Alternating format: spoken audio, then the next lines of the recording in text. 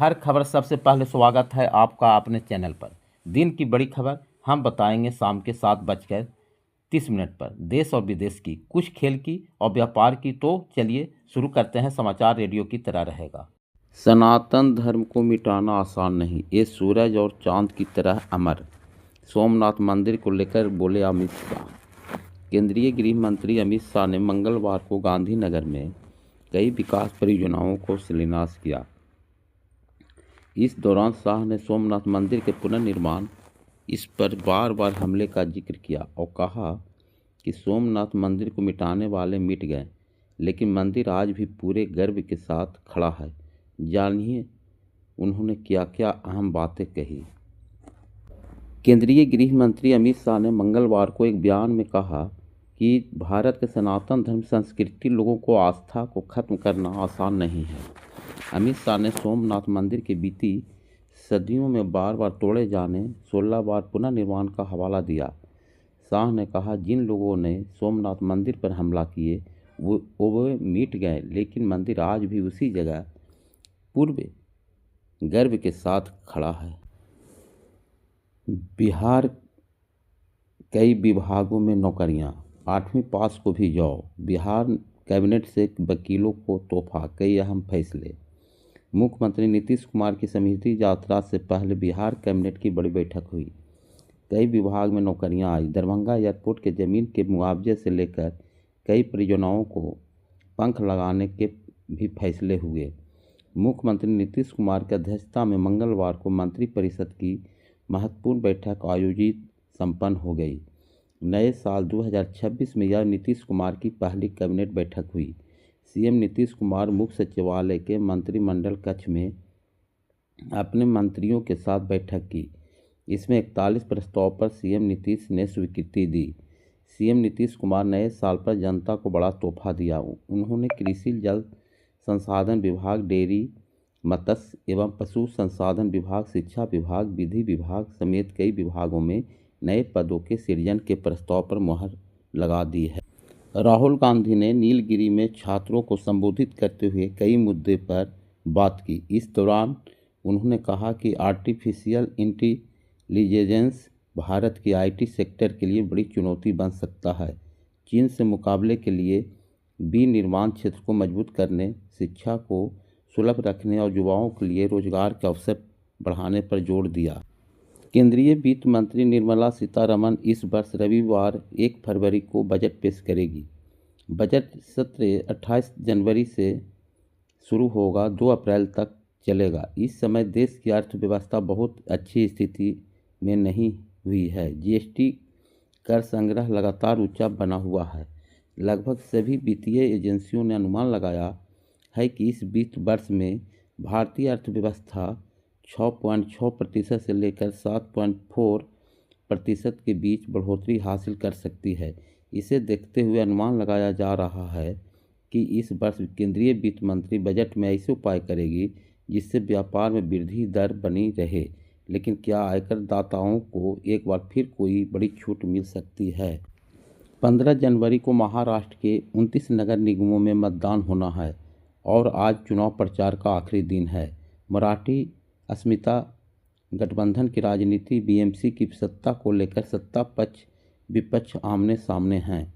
अंतिम दिन बड़े नेताओं की रैली और तीखे बयानों से सियासी माहौल गर्म है। अब सभी दल मतदाताओं को साधने की आखिरी कोशिश में जुटे हैं। नजरें मतदान और नतीजों पर टिकी है। सुप्रीम कोर्ट ने मंगलवार को संसद और अन्य सार्वजनिक स्थानों से विनायक दामोदर सावरकर के चित्र हटाने की मांग वाली एक जनहित याचिका पीआईएल पर सुनवाई करने से इनकार कर दिया। अदालत ने याचिकाकर्ता को जुर्माना लगाने की चेतावनी दी, जिसके बाद याचिका वापस लेने की अनुमति दे दी गई है।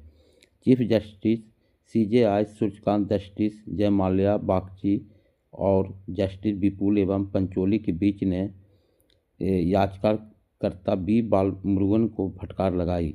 भारतीय राजस्व सेवा आईआरएस के सेवानिवृत्त अधिकारी हैं। बेंच ने कहा, इस तरह की याचिका निरर्थक है और कोर्ट का समय बर्बाद करती है, जिस पर भारी जुर्माना लगाया जा सकता है। अमेरिका ने ग्रीनलैंड पर कब्जे की कोशिश तेज कर दी है। इसके लिए अमेरिकी संसद में अब एक विधेयक पेश किया गया है जिसमें ग्रीनलैंड पर कब्जे को जरूरी बताया गया है। जब अमेरिका ने वेनेजुएला को खिलाफ सैन्य कार्रवाई की थी तो अमेरिकी संसद को विश्वास में नहीं लिया गया था, जिसे लेकर ट्रंप सरकार की आलोचना हुई थी। अब लगता है अमेरिकी सरकार उस स्थिति से बचना चाहती है और पहले अमेरिकी संसद को सूचित किया जा रहा है।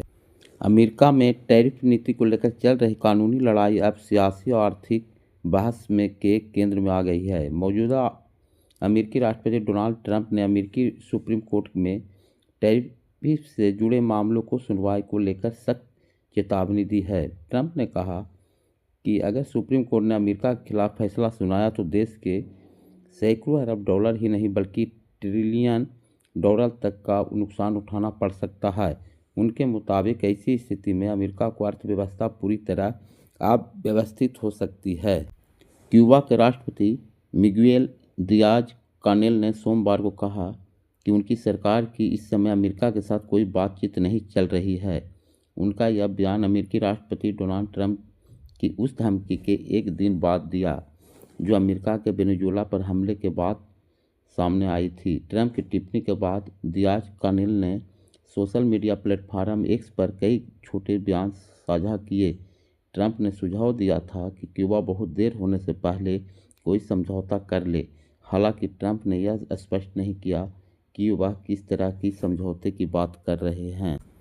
बांग्लादेश में हाल के वर्षों में हिंदू अल्पसंख्यक समुदाय के खिलाफ हिंसा और हत्याओं की घटनाएं लगातार चिंता का विषय बनी हुई है। देश की कुल आबादी में हिंदुओं की हिस्सेदारी कम होने के बावजूद वे बार बार हमलों, लूटपाट, अपहरण और लक्षित हत्याओं का शिकार हो रहे हैं। दक्षिण कोरियाई राष्ट्रपति ली जे-म्यूंग और जापानी प्रधानमंत्री सनाए तकाइची ने जापान में एक महत्वपूर्ण शिखर सम्मेलन आयोजित किया जिसका उद्देश्य व्यापार, क्षेत्रीय सुरक्षा, चीन और उत्तर कोरिया अमेरिका के साथ गठबंधन जैसे साझा मुद्दों पर सहयोग बढ़ाना है। इस बारे में विस्तार से पढ़ें। दक्षिण कोरियाई राष्ट्रपति ली म्यूंग, जापानी प्रधानमंत्री सनाए तकाइची ने मंगलवार को पश्चिमी जापान के ऐतिहासिक शहर नारा में एक महत्वपूर्ण शिखर सम्मेलन के लिए मुलाकात की। इस बैठक का मुख्य उद्देश्य दोनों देशों के बीच अक्सर तनावपूर्ण रहने वाले संबंधों को सुधारना और चीन के साथ बढ़ते क्षेत्रीय विवादों के बीच आपसी सहयोग बढ़ाना देना है। रूस ने यूक्रेन पर एक बार फिर ड्रोन और मिसाइलों से हमला करते हुए पावर ग्रिड को निशाना बनाया है। इस हमले के चलते कड़ाके के ठंड में लाखों लोग बिना बिजली के रहने के मजबूर। शांति प्रयासों के बीच रूसी हमलों को लेकर अमेरिका ने प्रतिक्रिया देते हुए इसकी कड़ी निंदा की है।